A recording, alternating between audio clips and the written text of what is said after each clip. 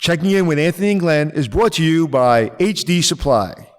It's checking in with Anthony and Glenn, teaching you to be the hotelier that you wanna be.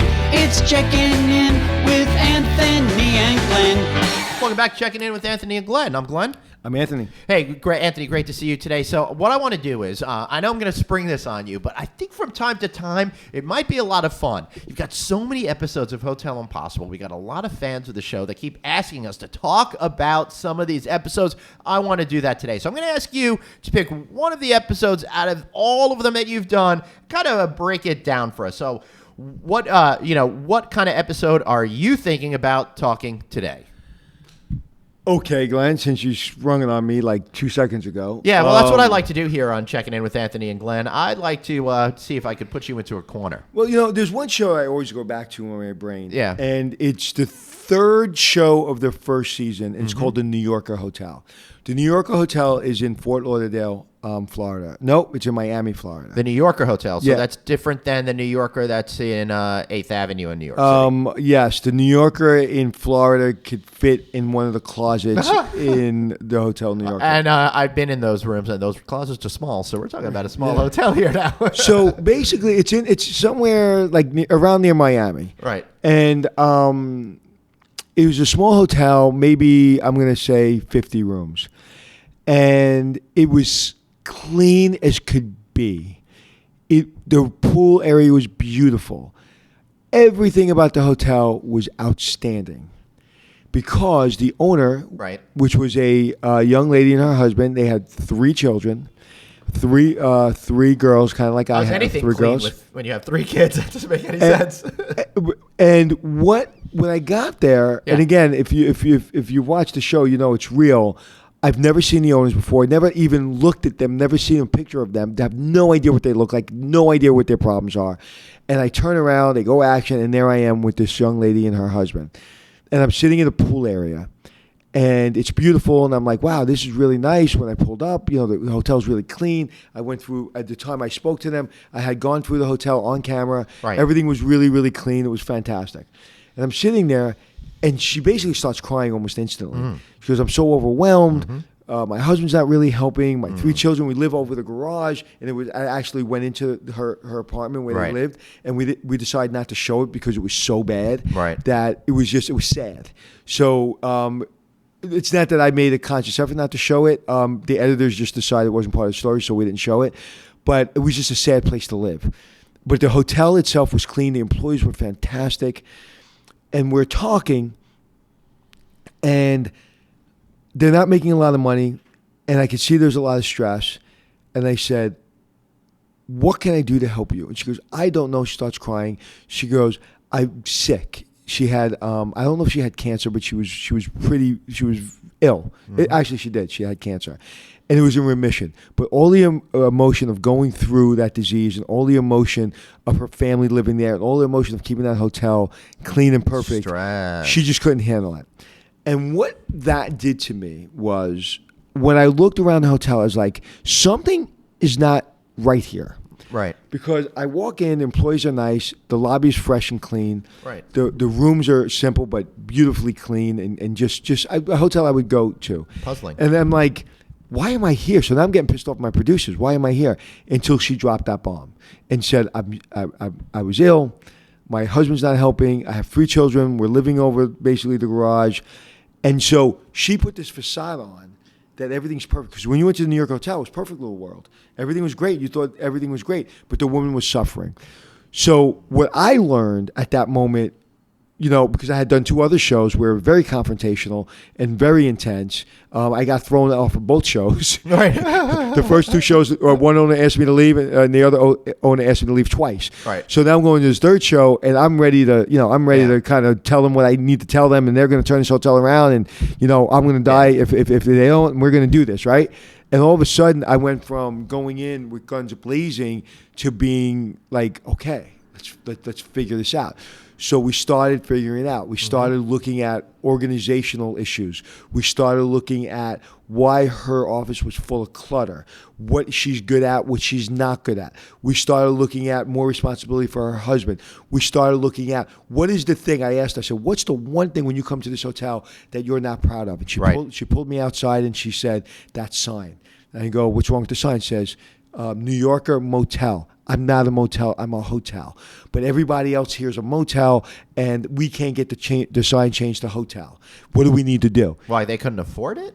There was some kind of, I can't remember exactly, but there was some kind of rule in the town that they couldn't change it from a motel to a hotel. I don't know what it was. Yeah, it's bizarre. I got one of my producers on it. I said, I don't know what it is. Go town hall, go whoever you got to talk to. It was a paperwork issue. Right, okay. I don't know if it's a sign issue. We got it. We got to change. Right. So we surprised. The city just wanted a little something. So we surprised her at the end of the show, and there was a sign, and you could see it on TV. It was a sign that said, the New Yorker Hotel. She looks at the sign. She points to it with her hand on her chest. And she's like, that's all I wanted. That's all I ever wanted. So what I did by going into this hotel is I listened. I listened to the things she wasn't good at, the things she was good at. I gave her husband more responsibility. But one of the things that was holding her back and that really, she felt all this work was for just a motel, but when she really felt it was a hotel, once I took that name away from motel to hotel, something opened up in her that she's like, you know what? I'm good enough to run a hotel, not a motel. So nothing wrong with motels. So interesting. So it wasn't just her being limited by her lack of knowledge about certain systems and operations to put in place. There was a psychological component that was holding her back as well, because everything that she was doing was, it's just not good enough because I'm a motel. People aren't going to respect me no matter what. Right. And when I was sitting at the pool, and she was telling me her story, there was a trust. I can sense a trust in her. She was looking at me, and I was listening to her, and she started to trust me. Now, before I even get there, my team, my producers, director, everybody gets there, and they kind of know the outline of the show, meaning they're kind of like, know that she's married, that she's overwhelmed. Now, I don't know any of this. Right. So they're just preparing in their mind, Anthony may need this or Anthony may need that or whatever. Matter of fact, one of the things, they had this van shuttle that they went to the Fort Lauderdale airport with, or the Miami airport with, and it was just like a minivan. Mm-hmm. So we tricked out her minivan, and we put just a great signage on the minivan. That gave her a lot of pride. Right. So she started to trust me. She trusted my producers. And once you have trust, you can do anything. So then when I was telling her what she needed to do, whether it be clean her office or stand up to her husband, whatever she was doing, she started to trust me. And that's when I realized at that moment in the show was my job is not to tell people what to do. My job is to listen. Right. And my job is to build trust, because really on 4 days of the show, I maybe spend fully 8 hours with them over the 4 days on camera. That's it? That's it, because off camera, I'm not with them. I'm not hanging out with them. So whatever you see on camera, we shoot a lot of hours. Yeah, of course. But I would say full on 8 hours of my time with the owners. So I have to instantly have them trust me. And if I'm not paying attention to them, I'm not showing them respect. So that show is a breakdown of when you come into a hotel, you're trying to renovate or reposition for an owner or for whoever. Sometimes you have to go in and you have to look at dirty rooms, dirty beds, bad staff, dirty hallways, bad location, all that stuff, and tell the owner the truth. And then sometimes you have to go in and say, okay, what is emotionally holding this hotel back? Interesting. One of the things, talk about confrontation, we talked about confrontation on another show not too long ago, and there was a corporate account. Again, this is all on the show. It was a corporate account. A gentleman called 3 or 4 or 5 times. Right. And she never got back to him. And I happened crazy. to hear something and go, why didn't you call this guy back? And she said, because I don't know what to tell him. I said, what do you mean? She goes, well, I don't know. He wants this certain price, and I don't know if that's the right thing to do, so I don't want to have a confrontation with him, so I don't know what to do. So I said, what's his number? So they give me his number. I go, what's the price that he wants? And I can't remember what the price was. It was like $97. Right. I said, well, what's the price you want? She goes, well, I want $107. I was like, okay, how many rooms? So anyway, I get on the phone with him. I said, hi, my name's Anthony. I'm calling from the New Yorker Hotel. What exactly do you need? And he said, I need a room for potentially 30 nights, No, more than that. It was like 400. No. Let me go back. Yes. It's been a while. Let me go back. That's why we're winding the tape like it's 1983. It was 100. I'm going to try to get the number exactly right. It was over 100 nights. Right. So I said, okay, so 100 nights. How many people tried? Just me. I said, can you guarantee me, 50 nights? If you can guarantee me 50 nights, I will give you the price that you want. I can maybe even do better than you want. Right. He goes, okay, I can guarantee you 50 nights because I have a project there and I have to be there. I said, okay. I get off the phone, literally on camera. I'm doing all the numbers to her. I go, what do you think? She goes, well, I'm not sure. I was like, oh, you want to take it? So I get on the phone. I said, done. The contract will be sent over to you momentarily. Thank you for your business. I hung up the phone and I said to her, I said, that's business. Right. That's how you do business. And a light bulb went off. I said, that wasn't confrontational. I gave him what he needed, and I actually gave him a lesser price than he wanted because I got something in advance. I got 50 nights up front, guaranteed. Right. Who's better than me, right? So it wasn't. So teaching her that lesson was easy. Teaching her how to separate and organize was easy. What was difficult was what was holding you back. Right. And what was simply holding her back was Wait, hold on. We're going to wait and get that answer right after this commercial break. So stay tuned.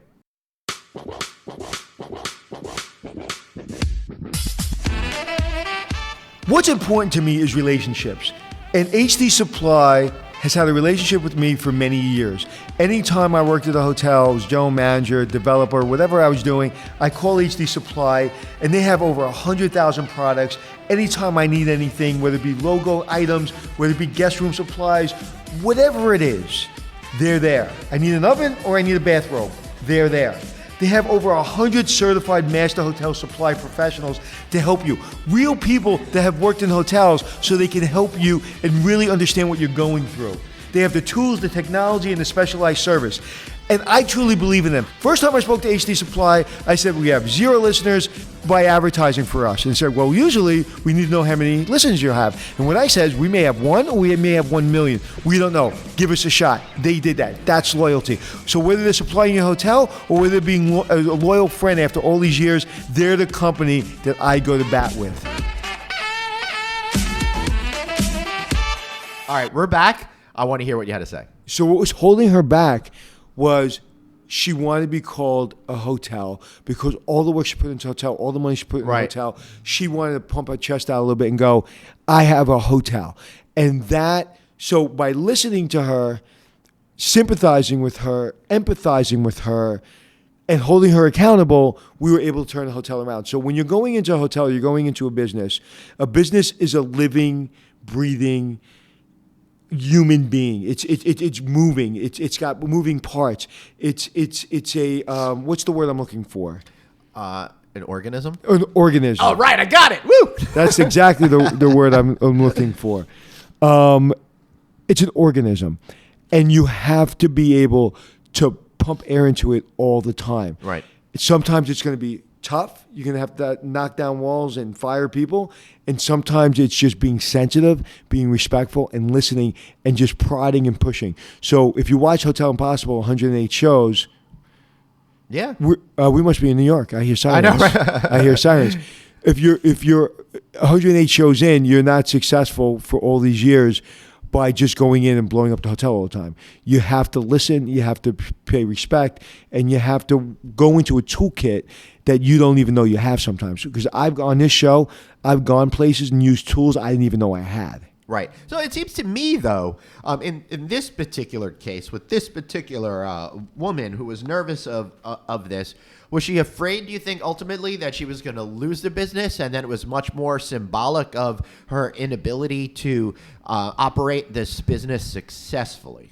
She was afraid of confrontation. Mm-hmm. She was afraid of her insecurity. She thought everybody knew better than her. When I showed her how clean her rooms were, how happy her staff was, how great her comment cards were, I said, this is you. This is all you. You did this. I didn't do this. So I started to give her confidence that, hey, you know what? I don't suck. I'm pretty good. And then I gave her tools, and more importantly, I gave her that I have faith in her. And so when you're running a business, you never know what the day's going to bring, so you have to have a pretty deep toolbox. And when you don't have one, you have to tap on people that have them. So what exactly was wrong with her business? It just wasn't making enough money because she wasn't charging enough? Was that as simple as that? It's as simple as that. She could make a lot more money. She was just paying her bills. She had this great hotel. Everybody wanted to stay there. Right. But she wasn't charging enough. She wasn't getting enough corporate business during the week. And she was just emotionally spent. So she almost felt that she didn't deserve to be successful for whatever reason. So she didn't put enough value on the product that she was putting out there for consumption. Give you an example to your point. I said, let's go out and talk to some people in the area. Right. Let's partner with people. So we went and we partnered with a community art expo. Mm-hmm. And so we walk in and we're talking to the person in charge.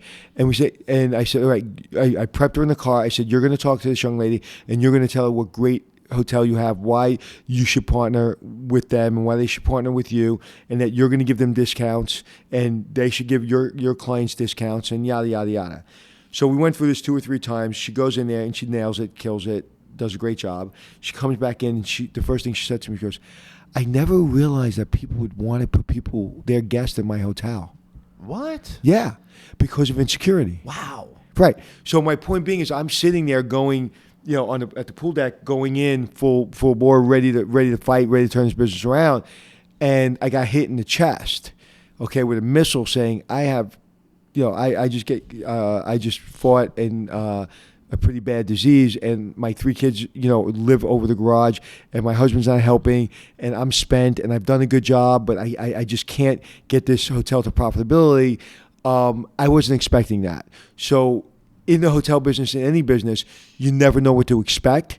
So you have to be prepared for everything. And that means being open-minded, being clear-headed, and don't be prejudiced. I don't mean just in your everyday life of being prejudiced against a person because of their skin color or their religion, but don't look at someone and automatically think that their business stinks for whatever reasons, because they stink. What in all those episodes that you did, what's a harder personality to change? The obstinate jerk or the person that's riddled with insecurity? Obstinate jerk. Yeah? Yeah. Because an obstinate jerk, you have to beat the living crap out of. Right. And you have to do it for a long period of time. So I usually start as soon as I get there, and it takes me 4 days. And I'd say that person that you just described, I'd say 50% have shifted. Right. Because I don't believe people change. They shifted. And the other 50% probably want to kill me. Yeah, I think that makes a lot of sense. So any other lessons that you learned from that particular episode? Yes, that her 3 little girls were fantastic. What we did towards the end of the episode, we showed the renovation, and me and the 3 girls jumped in the pool together. That's really sweet. So any idea what happened to that family? They're still running it. They're still successful as far as I know. I don't know if their marriage is good or bad, but as far as I know, everything's great. Yeah, I feel really badly for those relationships where one spouse is not really doing as much as they should, when they sit in the background. And it's curious that when you get married to a personality that is sitting there, the wife was ill. They have to raise these kids. They have to run a business. Yet this man is taking a back seat to his life and not creating a way for them to be successful. Yeah, I hate to say it, but she married the wrong guy. Yeah, right. I don't know if they lasted or they didn't last, but I mean, could you imagine? No. I mean, I couldn't imagine that. So, sometimes you marry the wrong person. And I don't know. And maybe they worked everything out and everything's great today. Yeah. But at that point, I was just like, I couldn't bear it. And I kind of got in his ass sometimes. I got pretty upset. Well, yeah. I was mad at him. I mean, when you're in this particular situation, when you have these kids and your wife is ill and you've got this business to run and you are observing life as opposed to trying to affect change and make everything better for your entire family, there's something weird about that. Either he's even more insecure or he's extremely selfish or just completely disconnected from reality. All of the above. Right. Yeah, for sure. And what we're going to do right now, as we're doing the podcast, we're going to go to the New Yorker, and I'm going to read the first 2 reviews and put myself on the spot to see if they have actually, Excellent. turned it around, or Well, they this was got to be 8-9 years ago that you recorded this no, show, right? no, about 4.5 years ago. Because you had multiple seasons within one year. Okay. Right. So the first one, which is just 2 weeks ago, a surprising gem in Miami at a reasonable price. Beautiful. Second visit and still great. Nice. What else? And I'm trying to find another one because I went to the second page. And then, one says right here, would not stay here again. So let's see what it says. Would not stay here again. But gives them 3 stars. Unfortunately, we will definitely not be staying here. The only good thing about the New Yorker was the staff. They were friendly. When it comes to rooms, they were dated with no amenities. There was no drawers, microwave, coffee pot. The TV only offered original antenna, literally nothing to watch. Okay. That's the hotel. Right. There's no amenities. It's a very simple, clean hotel. But that's what they're selling it on, Right, probably. right. So this gentleman came in having two, and I never ever blame the guest, so I'm not blaming the guest. But so that, like, to me, is an okay comment because that's what the hotel is. It's a simple hotel, Right? And you're if the Holiday Inn Express down the block is $150, you're paying $90 for this hotel. It's clean, it's spotless, and guess what? The staff was friendly. Right. That's what you want: clean and friendly. Yeah, I love it. All right, Anthony, wrapping up this episode, it's time. I want you to tell me something I don't know. What you don't know was I played softball on Sunday. Yeah? And it was so hot out that I got a hit on first base. And it was so hot out, for the first time in my career, I called runner, which means I need somebody to run for me. And I went to the dugout and I sat there and I was very, very hot, sweating. And the guy behind me hit a triple. So if I was on the base, I would have had to run all the way around the bases to home. And I was like, thank God I didn't have to do that. So the guy who had to do it was much younger than me, about 20 years younger than me, and he was sitting on the bench, and he looked like he was about to have a heart attack. I was like, thank God I did that. Right. So talk about ego. I allowed my ego to take a back seat, and I just said, you know what? It's too hot to be running around those bases. Excellent. That's what I didn't know. What I want to know about you? That my opinion of you is irrevocably changed because you're being cruel and making people do your dirty work by running around bases. So, okay. But actually what you don't know is I have actually an affinity for, seedy motels. I don't know. I kind of like those old school motels that are a little bit outdated, that seem to be from the 1970s or 80s. I don't know. But seedy is dirty and smelly. Do you mean just dated and kind of unique? Yeah, I just kind of like old school that needs love and care, kind of stuck in another time period. Wouldn't necessarily stay there again, but I kind of find it interesting. So you're not talking about hotels with hookers and drugs outside? Well, most hotels have hookers and drugs outside, especially the ones in Las Vegas. But that's a story for another. So Glenn likes seedy hotels. Okay, so I think we did all right, Glenn. I think we did all right too. I think that's interesting, and I got to tell you, Anthony, I want to come back to this topic every once in a while and find out more of the behind-the-scenes stories of some of these episodes you've done, really learning what it was like, helping educate these people, get them to get their acts together, help them be successful professionals, because I really think that's really part of the theme here of Checking In with Anthony and Glenn. And one of the things I learned from that show is sometimes you have to grab people by the throat, and sometimes you just have to hug people. Yeah. And that's what we have to do in our lives. We have to know when to grab people by the throat. We need to know when to hug them and cry with them. Yep, and I think that's really a great way of putting it. So, Anthony, how can we find us? You can find us at Instagram, Facebook, and every other social media at Checking In with Anthony and Glenn. That's right. And also, you've got some personal stuff. If people want to connect with you on your personal Twitter feeds, et cetera, et cetera. What's that? At Anthony Hotels, everywhere you want to be. And I am at Traveling Glenn, 2 G's in Traveling Glenn, and 2 N's in there as well. Thanks all for listening, and we're going to be back next time with another great episode of Checking In with Anthony and Glenn. It's Checking In with Anthony and Glenn, teaching you to be the hotelier that you wanna be. It's Checking In with Anthony and